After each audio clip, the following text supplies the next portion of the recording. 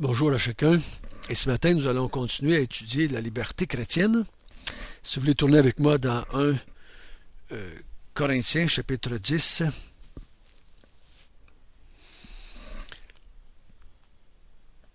La liberté est une grande bénédiction, mais en même temps, une grande liberté amène aussi des responsabilités. Nous avons tous été élevés catholiques et en tant que catholiques, on avait toutes sortes de lois, de règles qui géraient notre vie dans beaucoup de domaines. On n'avait pas besoin de penser, on n'avait pas besoin de se poser de questions. L'Église avait déjà décidé pour nous.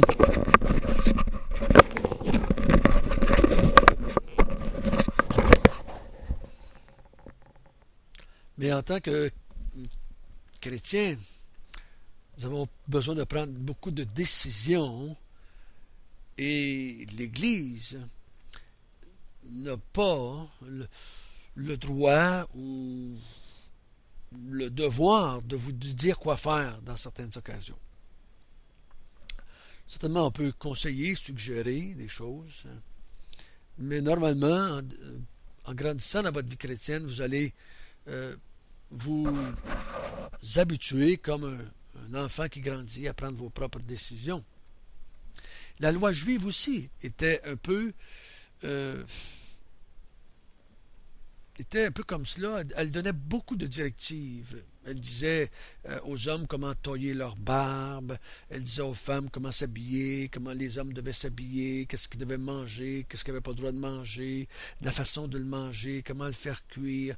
Elle disait même comment est-ce qu'ils devaient faire leurs semences, comment est-ce qu'ils devaient élever leurs animaux, comment est-ce qu'ils devaient travailler, s'occuper de leurs esclaves. En tout cas, il y avait tellement de lois, toutes les choses de la vie étaient comme programmées. Et ce qu'il s'agissait, c'était de les savoir, ces lois-là, ces règles-là. Et les Juifs devaient aller au temple, interroger les grands prêtres, les sacrificateurs, pour savoir ce que Dieu voulait.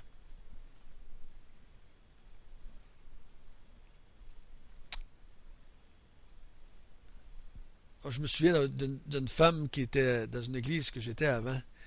Elle voulait tellement que je lui dise qu'est-ce que Dieu voulait dans telle ou telle situation. Et je disais non, je ne vais pas te dire quoi faire. Tu dois prendre ta propre décision. Je vais te donner les absolus, ce que tu ne dois pas enfreindre comme directive de Dieu. Mais je ne peux pas te dire comment le faire, ou quand le faire, où le faire. Ça, c'est ton affaire.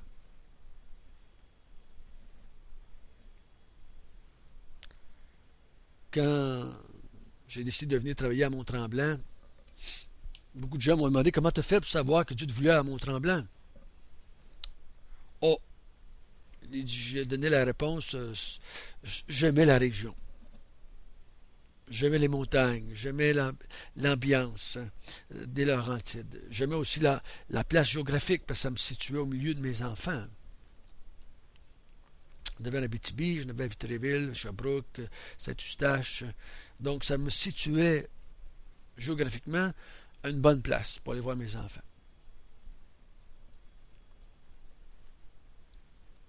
Je me souviens qu'on m'a demandé à un moment donné si je pourrais considérer, au lieu de venir travailler à Mont-Tremblant, si j'allais travailler à Montréal. J'ai dit non, je ne suis pas vraiment intéressé. Et la personne me dit, tu ne veux pas prendre le temps de prier le Seigneur là-dessus? J'ai dit non, du tout. Non, du tout. Parce que j'ai appris à travers les années que si je suis à une place, que je me sens bien, humainement parlant, socialement parlant, familialement parlant, je fonctionne mieux pour Dieu. Il y a tellement de monde partout qui ont besoin d'entendre l'Évangile. Il y a des chrétiens partout qui ont besoin d'avoir du leadership, recevoir du leadership. Donc, Dieu dit, choisis ce que tu veux, François, mais là où tu seras, glorifie-moi. Ça, c'est un absolu. Sers-moi. Ça, c'est un absolu. Mais où, quand, comment, c'est ton choix. Tu peux prendre cette décision-là par toi-même.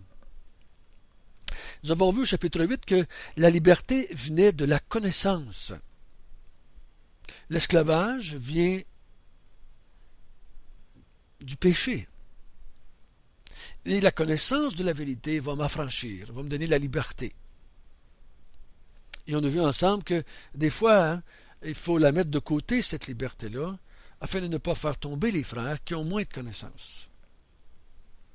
On a vu au chapitre 9 que la liberté doit être mise de côté afin de ne pas faire d'obstacle à l'Évangile, afin de ne pas empêcher des gens d'être sauvés. Paul dit, j'ai mis de côté ma liberté afin de gagner le plus grand nombre. Paul dit, j'ai été juif avec les juifs, j'ai été grec avec les grecs. J'étais un gentil avec les gentils, j'étais un faible avec les faibles, j'étais un fort avec les forts. Paul dit, je ne veux pas être désapprouvé, ni par Dieu, ni par les hommes.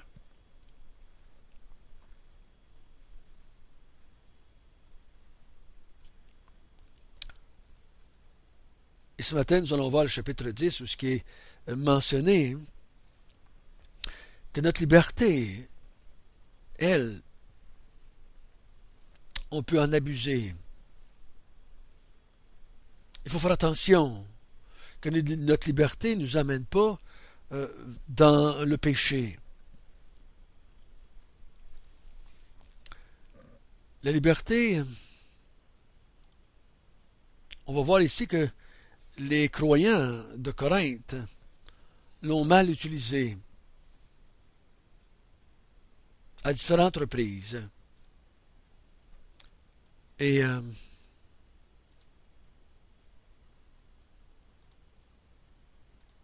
faut faire attention de ne pas suivre leur exemple.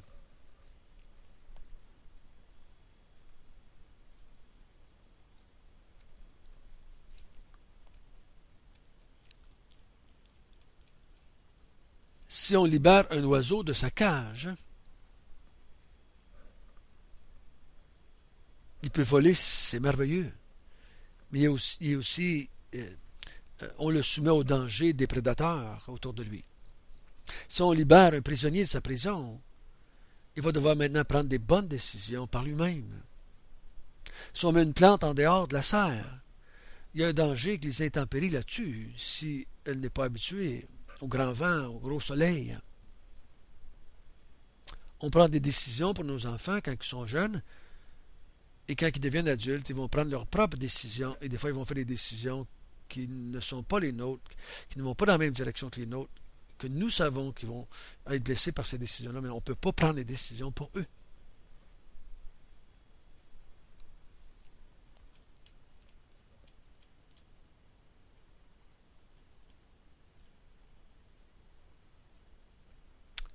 Et ce que nous allons voir ce matin, c'est que chaque croyant doit utiliser sa liberté avec sagesse. Dans ce texte-là, ce matin, l'apôtre Paul va revenir aux questions des temples d'idoles. Il va revenir aux questions des viandes sacrifiées aux idoles.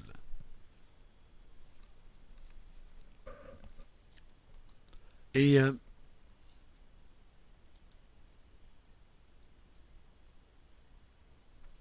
les chrétiens avaient mal utilisé la liberté que Dieu leur a donnée, et ça était dangereux pour eux. Nous allons voir pourquoi.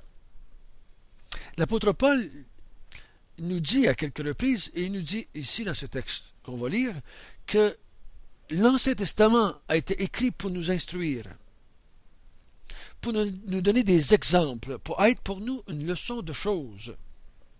Je me souviens toujours quand j'étais un jeune croyant, il y avait eu quelques frères dans notre église qui traînaient seulement un Nouveau Testament dans leur poche, un petit testament judéon, parce qu'ils disaient, le Nouveau Testament, c'est pas pour nous. C'était pour les Juifs, c'était pas pour nous, c'était la loi, Moïse, les guerres, pas besoin de savoir tout ça. Le Nouveau Testament, c'est la Nouvelle Alliance, c'est pour nous. Il y avait certaines raisons. C'était correct, c'était bien de lire le Nouveau Testament. Mais ils se privaient de belles illustrations, ils se privaient de bels exemples pour les aider à comprendre la façon que Dieu travaille avec son peuple. Et regardez bien ce que Paul va utiliser, ce principe ce matin, va utiliser l'Ancien Testament pour montrer aux Corinthiens qu'ils ont fait des mauvaises décisions et que les décisions qu'ils ont prises sont dangereuses. Frères, je ne veux pas que vous ignoriez que nos pères ont tous été sous la nuée et qu'ils ont tous passé au travers de la mer, qu'ils ont tous été baptisés en Moïse, dans la nuée et dans la mer, qu'ils ont tous mangé du même aliment spirituel, et qu'ils ont tous bu le même breuvage spirituel, car ils buvaient à un rocher spirituel qui les suivait, et ce rocher était le Christ. Mais la plupart d'entre eux ne furent point agréables à Dieu, puisqu'ils périrent dans le désert.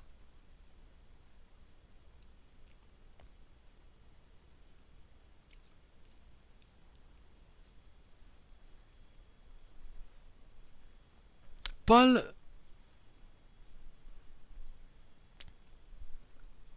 continuons à lire au verset 6, on va revenir.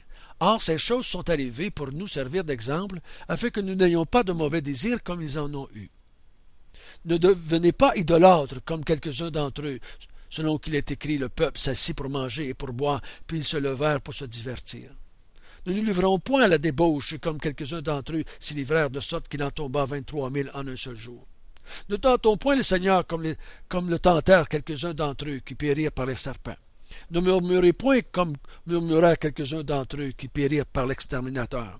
Ces choses leur sont arrivées pour nous servir d'exemple. Elles ont été écrites pour notre instruction, afin que nous qui sommes parvenus à la fin des siècles, ainsi donc que celui qui se croit debout prenne garde de tomber.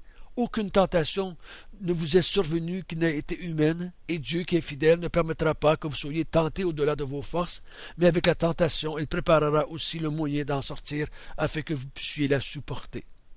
C'est pourquoi, mes bien-aimés, fuyez l'idolâtrie. Paul ici dit, utilisez bien votre liberté afin de ne pas tomber, afin de ne pas être jugé, afin de ne pas tomber, qu'il dit. Et c'est tomber ici, c'est tomber loin du Seigneur. Comme ces gens-là. Il commence par dire que, remarquez bien que tous sont entrés. C'est le mot tous qui revient. Tous ont été sous la nuée. Cette nuée qui était au-dessus du tabernacle, qui manifestait la présence de Dieu pendant le jour. Et la nuit, c'était une colonne de feu. Ils sont tous passés à travers la mer. Toute la gang. Ils ont tous été baptisés à Moïse dans la nuée et dans la mer. Tous ont été baptisés à Moïse. C'est-à-dire que Moïse était celui qui avait reçu l'instruction et il a été comme dirigé par Dieu. Et tous ceux qui ont cru ce que Moïse avait dit, qui ont cru que Moïse était envoyé par Dieu, ont été bénis en Moïse. Comme nous, on est bénis en Jésus. Ils ont tous mangé du même aliment spirituel qui était la manne. Ils ont tous bu du breuvage spirituel. Le breuvage spirituel, ici, c'était l'eau qui sortait du rocher. Dans plein milieu du désert, donc il faut faire attention. De l'eau qui sort du rocher, c'était un peu spécial, un peu comme la manne. C'est pas que la manne était spirituelle, c'était comme la manne était donnée de façon spirituelle, de façon miraculeuse, comme l'eau était donnée de façon miraculeuse.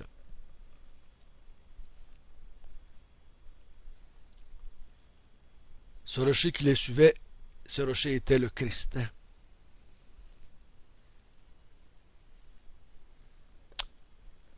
Le Christ était là, parce que le Christ était en Dieu, était une seule personne avec Dieu le Père. Et je ne crois pas qu'ils ont vu le Christ. Je ne crois pas même Moïse a vu le Christ dans ce rocher. C'est Paul ici qui dit que ce rocher, c'était le Christ. Qui était celui lequel Dieu parlait. Dieu les conduisait. Dieu les abreuvait. Et ce qu'il est en train de dire, ils ont tous reçu également les mêmes bénédictions. Pas plus les gens riches que pauvres, les éduqués que les non-éduqués, les esclaves, les gens qui étaient les gens comme Moïse, comme Aaron, n'ont pas reçu plus de bénédictions. Ils ont tous reçu les mêmes bénédictions. Mais il dit la plupart d'entre eux ne furent pas agréables à Dieu et ils n'ont pas joui de cette liberté que Dieu leur avait donnée. C'est triste, hein? Ils avaient été libérés de l'Égypte pour pouvoir jouir de la terre promise que Dieu voulait leur donner. Mais la majorité, le plus grand nombre d'eux, n'est jamais entré. Tous ceux qui avaient 20 ans et plus n'ont pas entré, excepté Caleb et Josué. Des millions sont morts. Ils ont mal utilisé leur liberté. Ils sont tombés. Ils n'ont pas joui de ce que la liberté voulait leur donner. Pourquoi est-ce qu'ils n'en ont pas joui? Ils ont eu des mauvais désirs.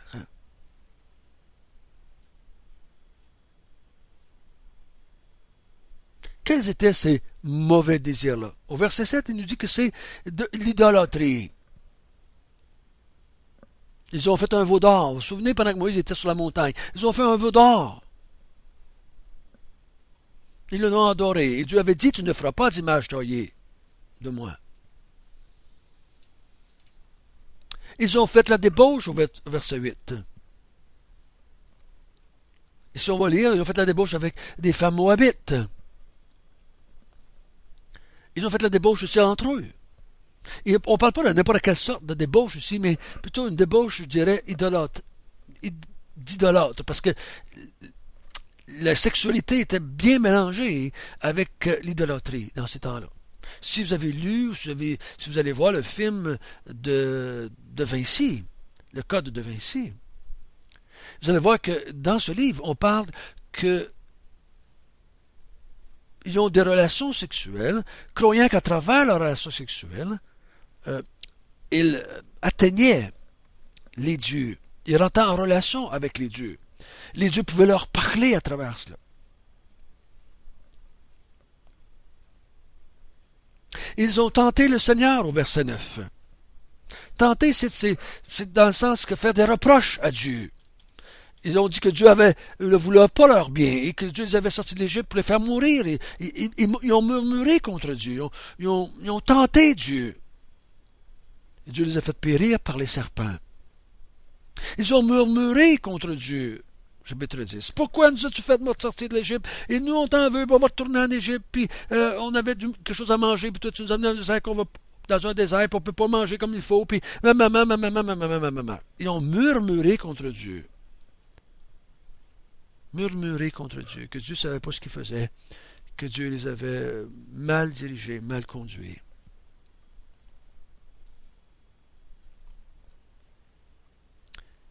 Et Paul dit au verset 6 et 11, ils nous sont donnés en exemple. Ils nous sont donnés en exemple. Afin que nous, on ne tombe pas comme eux. Ils ont donné un exemple afin que nous ne fassions pas la même chose. Donc, le croyant, à quoi ça sert de nous donner un exemple si ça ne s'adresse pas à nous? Les Corinthiens, qu'est-ce qu'ils faisaient pour qu'il leur donne cet exemple-là? Ils allaient dans les temples d'idoles pour manger. Et certains croyants qui sont allés manger et ont participé à l'idolâtrie. Et l'apôtre Paul, il dit, faites pas cela. Dieu, quand il nous éprouve, il donne avec l'épreuve le moyen d'en sortir.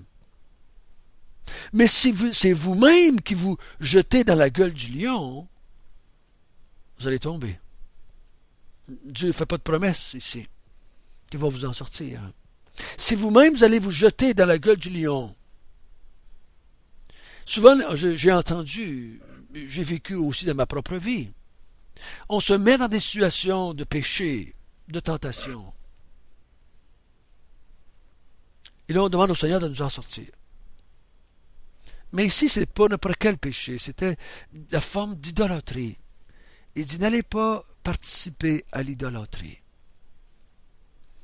N'allez pas participer à l'idolâtrie. Il dit, fuyez l'idolâtrie. Fuyez l'idolâtrie. Parce que si vous faites comme les gens dans l'Ancien Testament, et vous allez vers d'autres dieux, que vous murmurez contre Dieu, que vous rejetez Dieu, Dieu va vous faire la même chose qu'il a fait à ces gens-là. Il va vous faire périr.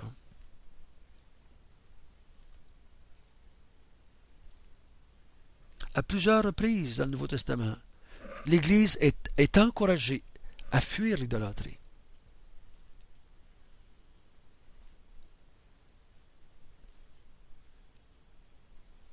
Soyez bien sûr que si nous allons à des places où qu'il y a de l'idolâtrie, soyez bien sûr de ce que nous faisons. Faisons attention à ce que nous faisons. Et l'apôtre Paul dit, utilisez bien votre sagesse et fuyez l'idolâtrie afin de ne pas provoquer la jalousie de Dieu. Ça, c'est la deuxième raison. Il dit, utilisez bien votre sagesse. Parce que si vous utilisez mal et que vous allez dans l'idolâtrie, vous allez tomber. Et si vous tombez, vous allez être détruit. Comme les gens dans l'Ancien Testament qui se sont éloignés de Dieu et se sont tournés vers l'idolâtrie.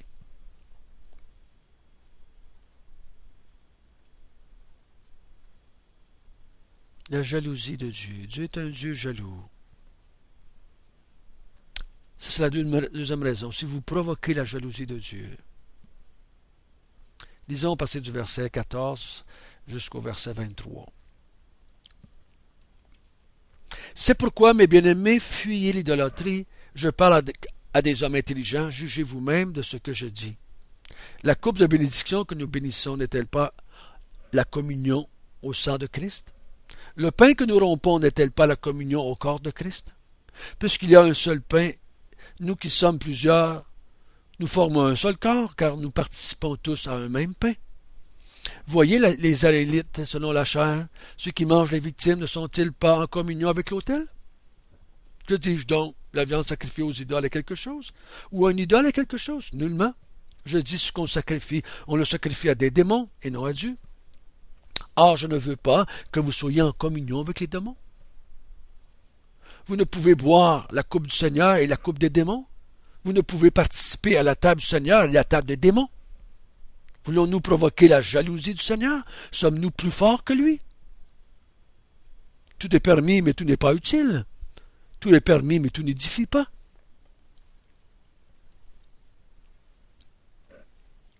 Il dit, faites attention de ne pas provoquer. Attention.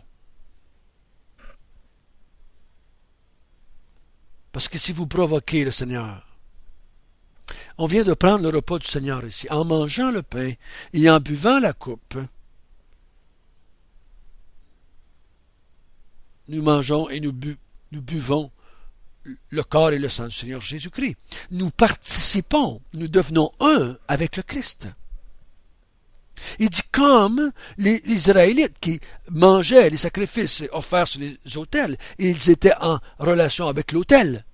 L'autel ici, il parle de l'autel à qui le Dieu est dédié. Et l'autel ici, c'était au Dieu d'Israël, Jéhovah. Il dit, si vous allez dans les temples d'idoles et vous participez au culte d'idolâtrie qui est là, même s'il n'y a pas de Dieu qui existe, même si les dieux qu'il invoque n'existent pas, Paul dit quelque chose qui n'est pas bien facile à comprendre. Mais il dit ce qu'il sacrifie, il le sacrifie aux démons. Et je ne veux pas qu'en mangeant à la table de ces démons-là, vous participiez à cela. Vous ne pouvez pas participer à la table du Seigneur et à la table des démons en même temps. Faites votre choix. Faites votre choix.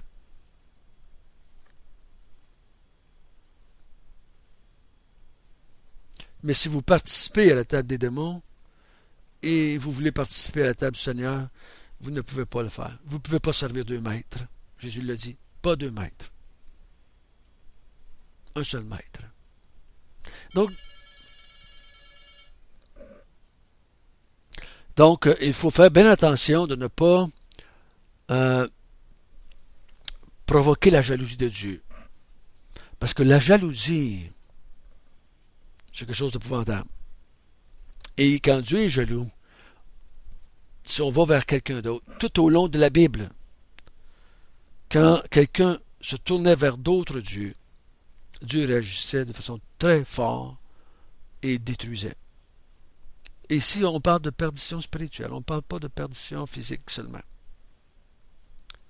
Donc, il faut faire attention pour nous, croyants. Si vous allez à quelque part et qu'on fait des sacrifices à des dieux quelconques, faites attention comment vous allez participer. Soyez bien sûr que vous ne tombez pas dans le panneau. Paul dit, ne vous affiliez pas à des sacrifices qu'on offre à des démons.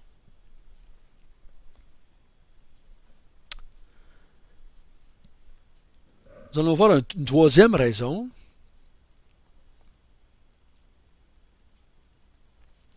Il dit, vous devez bien utiliser votre sagesse, votre liberté, afin de ne pas être blâmé.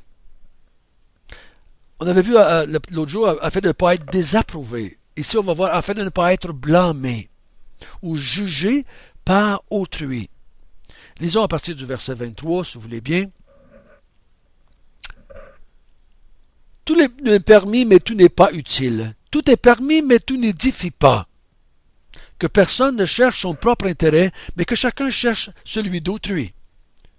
Mangez de tout ce qui se vend au marché, sans vous enquérir de rien par motif de conscience. Car la terre et tout ce qu'elle renferme est au Seigneur. Si un non-croyant vous invite et que vous alliez manger, mangez de tout ce que vous présentera, sans vous enquérir de rien par motif de conscience. Mais si quelqu'un vous dit ceci a été offert en sacrifice, n'en mangez pas, à cause de celui qui a donné l'avertissement et à cause de sa conscience. Je parle non de votre conscience, mais de celle de l'autre. Pourquoi en effet ma liberté serait-elle jugée par une conscience étrangère?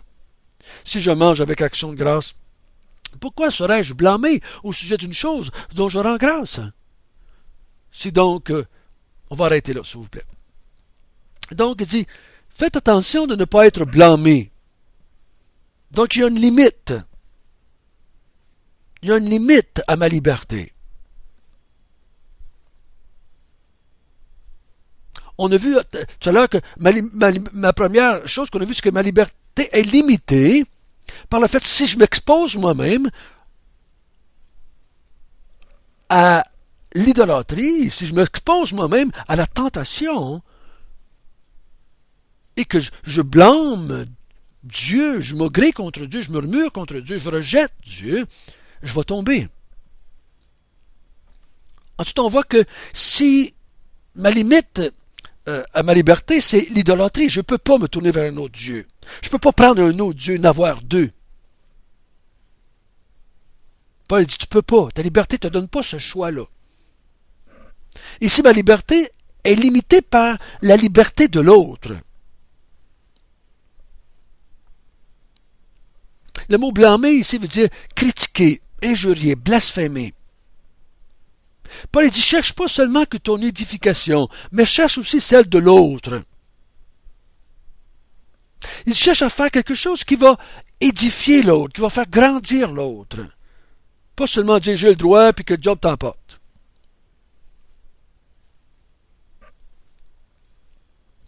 Chercher les intérêts des autres. Oh, c'est pas facile pour nous. Hein? On est élevé dans une société où est-ce que mes droits, et tu enfreins mes droits, je vais te traîner en cours, puis je vais te mettre mes avocats au trousse, tu vas payer des millions parce que tu as agi sur mes droits, j'ai le droit de faire ça, et tu n'as pas le droit de m'en empêcher. Paul dit, fais attention, toi qui es faible ou fort, cherche pas juste ton intérêt si tu es fort. Cherche pas juste ton intérêt si tu es faible. Tu crois que tu peux manger de la viande? Paul dit, mange-en pas si quelqu'un te dit de ne pas en manger parce que c'est offert à des idoles. Si c'est le cas de la viande. Nous, on pourrait avoir toutes sortes de choses. Si vous êtes invité à souper et que vous croyez que vous avez le droit de prendre une coupe de vin et que le frère qui vous invite ou la sœur qui vous invite, elle ne prend jamais de vin. Elle ne croit pas qu'elle a le droit de prendre du vin. Emmenez-y pas une bouteille de vin pour lui montrer votre appréciation pour son invitation. Emmenez-lui plutôt un bon pain chaud. Hein? Paul dit, mangez de tout, tout est permis. Tout est permis, car tout vient du Seigneur. Tout est permis. Ne vous laissez pas les gens vous dire que Dieu ne veut pas que vous mangez quelque chose. Tout est permis de manger. Quelqu'un vous invite, un non-croyant vous invite, tu vas être n'importe où dans le monde. Mange n'importe quoi qu'on t'offre. Ne t'inquiète pas par motif de conscience. Tu peux t'inquiéter peut-être par motif d'hygiène, mais pas par motif de conscience. Dans le sens de question morale. Il n'y a rien que tu peux manger qui n'est pas moral. Que ce soit du café, que ce soit n'importe quoi. Il n'y a rien qui rentre en nous qui peut nous souiller. Jésus l'avait dit. Il n'y a rien qui peut rentrer dans l'être humain qui peut le souiller. C'est plutôt ce qui sort de l'être humain qui le souille. Mais Paul dit, comme tu peux tout manger, tu peux rien manger qui scandalise ton frère. Soyons conscients de que des fois, ce qu'on peut faire peut scandaliser et faire tomber les autres. Ne le faisons pas. Ne le faisons pas. Si vous pensez, si vous savez que quelqu'un va être scandalisé, moi je vous encourage à aller le voir, lui parler, lui expliquer pourquoi vous voulez faire les choses. Pourquoi vous croyez que Dieu vous le permet. Et peut-être vous allez gagner un frère, vous allez le libérer d'une impasse dans laquelle il se met et qu'il n'a pas besoin de se mettre. Si toi tu vois un frère ou une sœur faire quelque chose que tu crois qu'il ne devrait pas faire, que tu crois que Dieu ne donne pas cette liberté-là, ne le juge pas, ne le condamne pas, va le voir, parle-lui, explique-lui pourquoi, montre-lui les versets bibliques que tu penses qu'il est tenté d'enfreindre. Et peut-être le frère ou la sœur va être convaincu par toi et ne le fera plus. C'est pas toujours facile de décider. La ligne, des fois, n'est pas tellement large entre ce qu'on peut faire et ne pas faire. Mais le texte termine en nous donnant 3 moyens, je dirais, de bien utiliser notre liberté. Premièrement, il dit, si donc que vous mangiez, si donc que vous buviez, soit que vous fassiez quelque autre chose, peu importe ce que tu fais, fais tout pour la gloire de Dieu. Si tu le fais pour la gloire de Dieu, ça sanctifie tout. Paul il dit, tu manges pour Dieu, c'est bien. L'autre dit, tu ne manges pas pour Dieu, c'est bien. Si tu le fais par la gloire de Dieu, si tu glorifies Dieu, si tu rends grâce à Dieu pour ce que tu manges et ce que tu fais, tu achètes une maison et tu rends gloire à Dieu pour cela, c'est bien. Tu achètes un automobile, tu rends gloire à Dieu, c'est bien. C'est pour glorifier Dieu, c'est bien.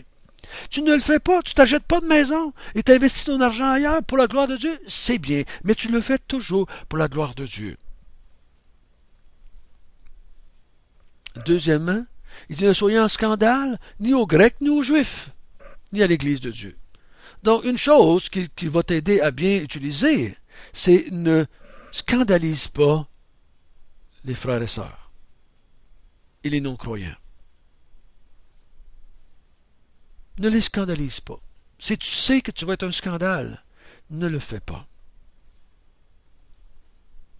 Troisièmement, verset 33, de la même manière que moi aussi je m'efforce en toutes choses de complaire à tous, cherchant non mon avantage, mais celui du plus grand nombre, afin qu'ils soient sauvés. Il dit, ne cherche pas ton intérêt, mais cherche l'intérêt du plus grand nombre. Et j'aimerais lire le verset 1 du chapitre 11, parce que je crois qu'il fait partie de ce que nous venons de voir. Soyez mes imitateurs, comme je suis le moi-même de Christ. Troisièmement, il dit, imite le Christ. Imite le Christ. Il y a bien des choses que Christ aurait pu faire.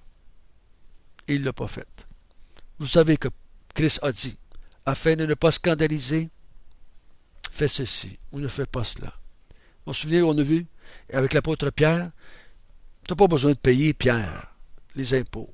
Mais afin de ne pas les scandaliser, va à la pêche, pogne le premier poisson, et prends l'argent que dans sa bouche et donne-leur pour toi et pour moi, afin qu'ils ne soient pas scandalisés. Jésus aussi le faisait. Imite le Christ. Fais tout pour la gloire de Dieu. Fais tout pour ne pas scandaliser. Et fais tout pour imiter le Christ. Et en faisant ça, tu vas bien utiliser ta liberté. Tu vas bien utiliser ta liberté. Que le Seigneur puisse nous aider à bien utiliser notre liberté, à augmenter notre liberté par la connaissance, chapitre 8, à mettre notre liberté de côté pour ne pas être une entrave à l'Évangile et au service chrétien. Mettons aussi notre liberté, connaissons bien nos limites de notre liberté. La liberté ne me donne pas le droit d'aller vers l'idolâtrie. Jamais.